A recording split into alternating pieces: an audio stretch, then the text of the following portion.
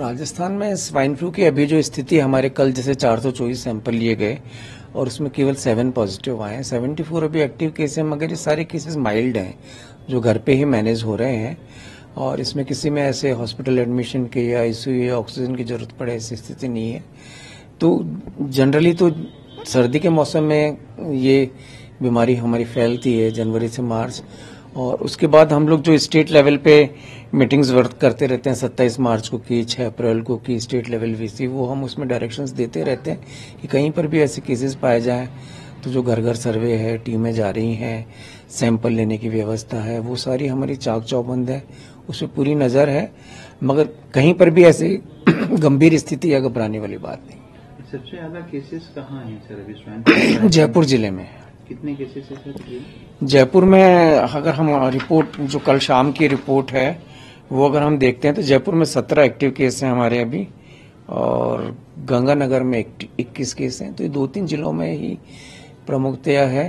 रोज की रिपोर्ट हम प्रेस को भी रिलीज कर रहे हैं और वेबसाइट पे भी हम लोग अपलोड कर रहे हैं स्वाइन फ्लू की भी, और इसके अलावा जो सीजनल डिजीज जो है हमारे मेन जो मलेरिया, डेंगू और चिकनगुनिया है वो भी हम रोज वेबसाइट पे अपलोड कर रहे हैं। इससे बचाव के लिए क्या प्रयास किए जा रहे हैं डिपार्टमेंट की ओर से? कुछ एहतियात बरतने के लिए कुछ दिशा निर्देश? इसमें स्वाइन फ्लू में जो हमारे पहले के जो दिशा निर्देश हैं कि भाई यदि कुछ ऐसा किसी को, जो हमारे वल्नरेबल ग्रुप हैं उनमें किसी को ऐसी स्थिति आती है तो वो अपना बचाव रखें, मास्क वगैरह प्रयोग करें, बाहर निकलने से बचें, और अगर कुछ ज्यादा दिनों तक उनको तकलीफ रहती है तो वो जांच वगैरह करा लें।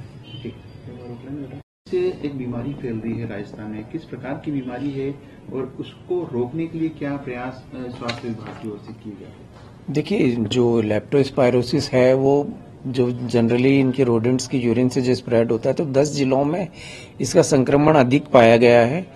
32 केसेस हुए हैं, डेथ कोई रिपोर्ट नहीं हुई है। तो इसमें तो बस जो हाइजीन है उसी का ध्यान रखना है। जनरली क्या, जैसे हमारे स्टोर वगैरह होते हैं वहां पे अगर रैट्स हैं और उन्होंने कहीं जैसे किसी कोल्ड ड्रिंक का कोई कैन पड़ा है उस पर यूरिनेट कर दिया और वो ऐसे ही वो डिस्पेंस हो गया और कस्टमर ने या हमारे नागरिक ने यूज कर लिया और वो ऐसे इन्फेक्शन होने की संभावना रहती है।